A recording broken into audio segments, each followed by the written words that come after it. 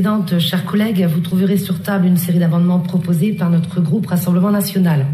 Quelques explications sur ces amendements.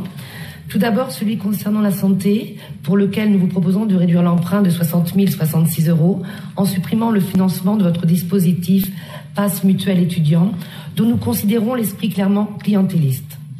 Ensuite, vous trouverez un amendement sur la communication, toujours plus importante, toujours plus coûteuse et surtout toujours plus tournée vers votre autopromotion et votre militantisme politique. Votre communication est d'ailleurs si importante que vous avez répondu au courrier de notre président Julien Sanchez qu'il faudrait des mois au personnel de la région pour répertorier toutes les factures. Incroyable. Communiquer pour informer nos administrés de façon plus neutre et moins coûteuse, c'est essentiel.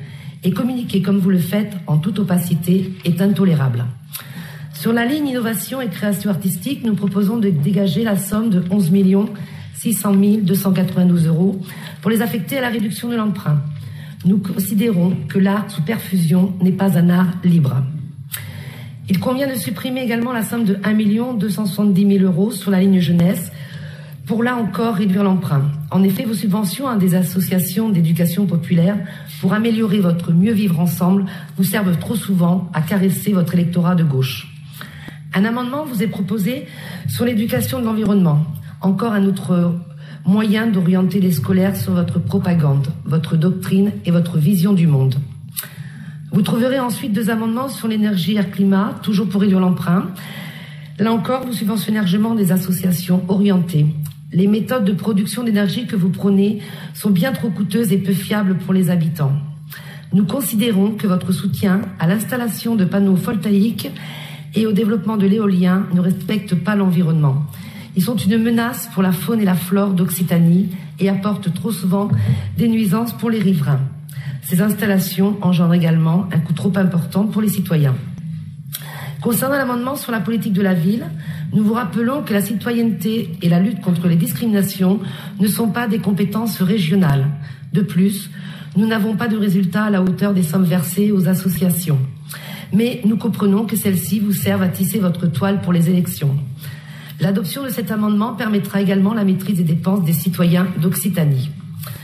Nous vous proposerons également un amendement sur l'égalité homme-femme.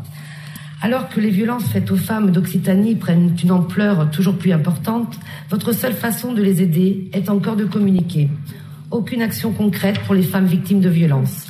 Qu'avez-vous fait pendant le confinement, par exemple, pour les aider ? D'ailleurs, vous ne connaissez même pas le nombre de femmes en détresse depuis le confinement en Occitanie. Et pourtant, nous vous l'avons à plusieurs reprises demandé.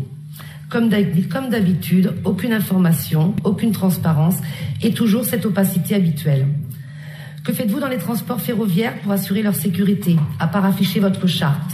Je vous invite à demander aux femmes victimes de violences verbales ou physiques dans les trains ce qu'elles pensent de votre prospectus. Elles sont de plus en plus nombreuses à vivre dans la rue ou dans des conditions très précaires. Que faites-vous ? C'est pour cette raison que nous vous proposons une économie de 796 840 sur cette ligne budgétaire. Le dernier amendement vous propose la suppression des dépenses de fonctionnement du Parlement de la Mer, qui font doublon avec les dépenses de fonctionnement du Conseil régional. Communication, communication et encore communication. Voilà votre maître mot, ainsi ce que retiendront les habitants d'Occitanie de votre unique mandat.